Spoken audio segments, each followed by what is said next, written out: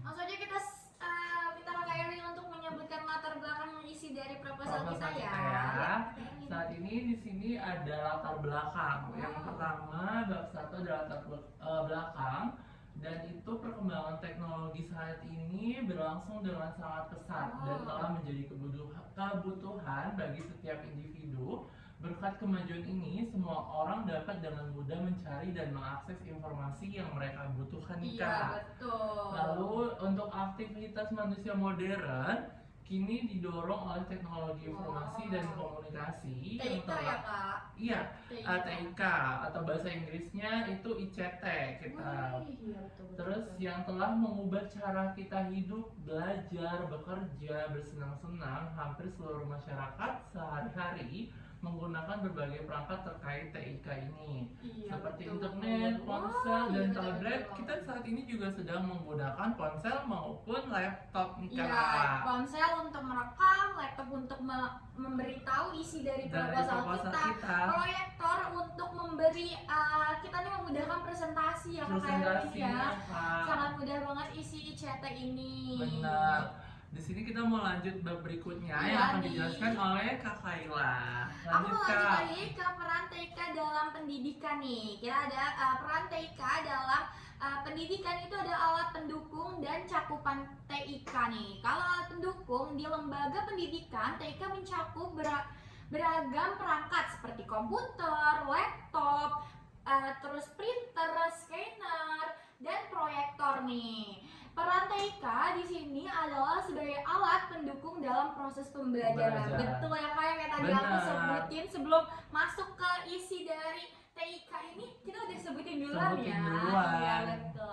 Kalau saya untuk cakupan TIK meliputi adalah perangkat proyektor, perangkat lunak, terus dan keras komputer nih, jaringan WAN dan WAN, mesin komputer, kalkulator, kamera digital, dan telepon seluler yang semua berkontribusi pada peningkatan kualitas pendidikan. Sangat berkontribusi banget ya Kak ya. Kayak e-learning ya Kak berarti iya, betul. ya. Kayak kita nih lagi kuliah, terus kayak kita e-learning jarak jauh sama dosen. Pastinya kan ada namanya kita butuhin alat-alat canggih dan gitu alat-alat ya, canggihnya dari TIK TIK-nya itu ya, seperti laptop dan lain-lainnya Kak. Iya, betul. Kita lanjut lagi ke Kak Erwin, ke e-learning, evolusi dan manfaat nih yang bawa Kakak. Baik, di sini ada e-learning, evolusi dan juga manfaat.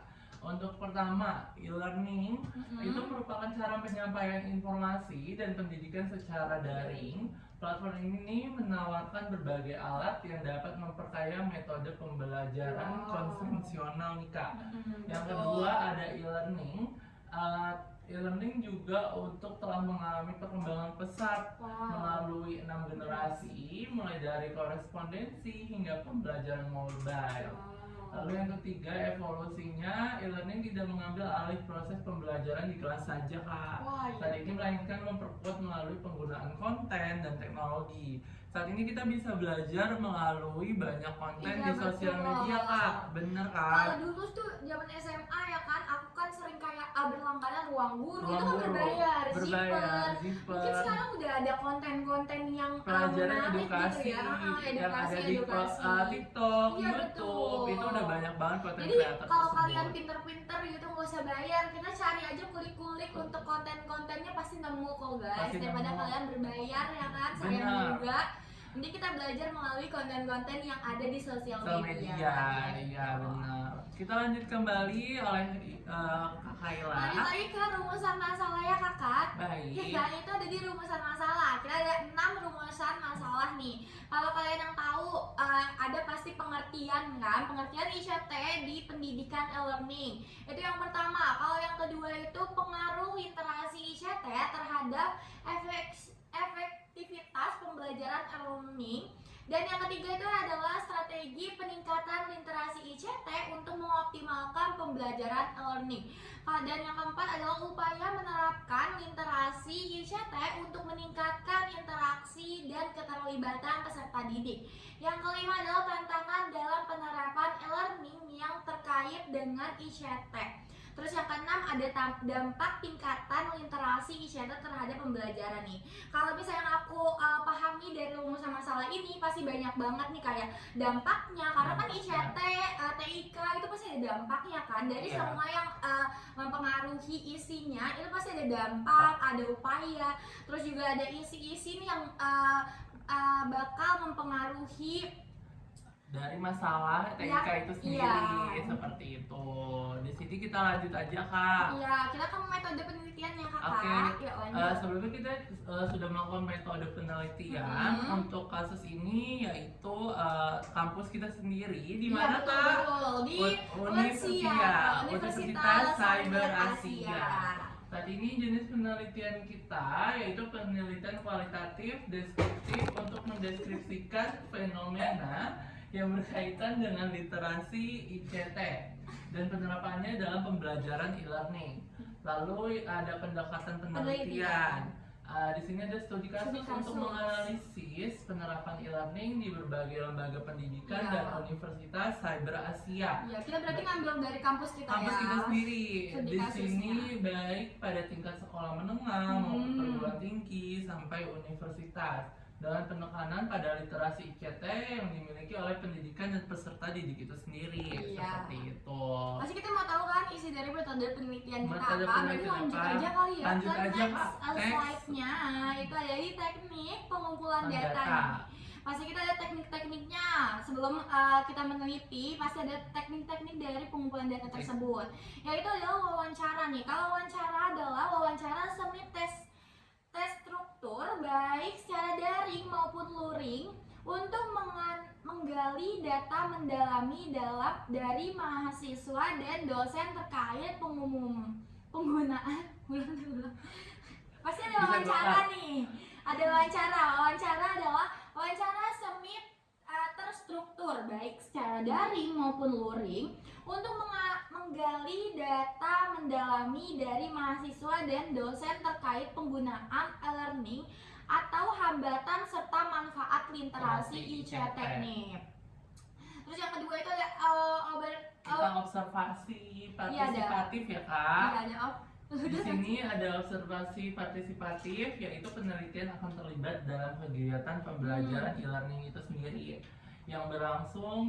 Kita juga mengamati interaksi antara pendidik, peserta didik, lalu serta penggunaan teknologi selama proses pembelajaran itu terjadi. Di sini kita ada modul kemarin. Iya, betul. Di Unsia sendiri kita memakai modul yang itu juga kita cantumkan itu gitu. Iya, betul. Di sini ada yang ketiga, ada studi dokumen.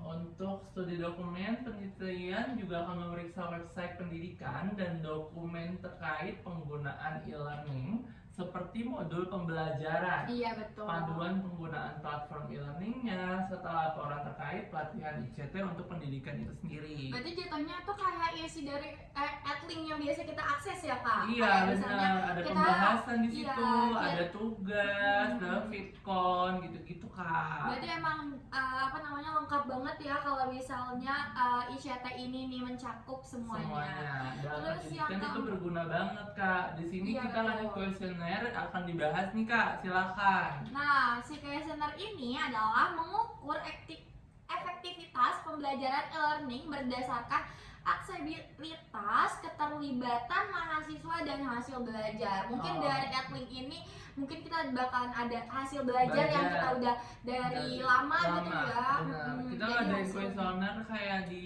kuis, Oh di iya, mod- betul, ya betul, kan? betul. Banyak Kayak banget gitu, dari banyak dosen-dosen yang ngadain kuis gitu ya. Iya. Mungkin kayak seberapa jauh nih mahasiswa tahu Ah. seputar pelajaran yang kita kasih Iya gitu benar. ya. mungkin. Kita melakukan kuesioner juga ke pendidik atau gurunya dan juga mahasiswa, yaitu kita sendiri Iya. gitu. Kalau kita tuh kayak vote ini nggak sih, vote Zoom. Vote Zoom itu juga. Kadang kita juga ada ngadain, dosen juga mengerti gitu ya maunya mahasiswa, makanya adain vote Zoom untuk Vicon. Vicon. Jadi kita juga ada Vicon guys, kayak Iya, cuman guys. kita online doang di laptop, kita ada Vicon juga. Benar. Lanjut lagi ya kakak ke teknik Lanjut, Kak. analisis nih. Kalau di teknik analisis data itu yang pertama analisis deskriptif, kedua analisis korelasional, yang ketiga triangulasi data, yang keempat dokumen proses. Kira-kira isinya apa, Kak? Di sini ada metode penelitian ini dirancang untuk memberikan pemahaman mendalam tentang peran literasi ICT itu sendiri dalam pembelajarannya, pembelajaran e-learning. Selain itu, ini juga bertujuan untuk landasan bagi pengembangan kebijakan pendidikan berbasis teknologi di sekolah menengah dan juga universitas seperti Universitas Cyber Asia gitu. Di sini ada lagi, Kak, untuk bab selanjutnya. Bab selanjutnya Kak udah habis nih. Kita mau ngebahas apa lagi, Kak? Oh baik, di sini ada yang mungkin kakaknya mau dibahas gitu seputar Cyber Asia gitu. Cyber Asia. Dengan ICT-nya. Dengan ICT-nya. Di sini kita bahas beberapa tekniknya Ya, aja nih, Kak. deh. Yaitu pertama analisis density yang sialan. Pause aja dulu ya, Kay. Udah. Kita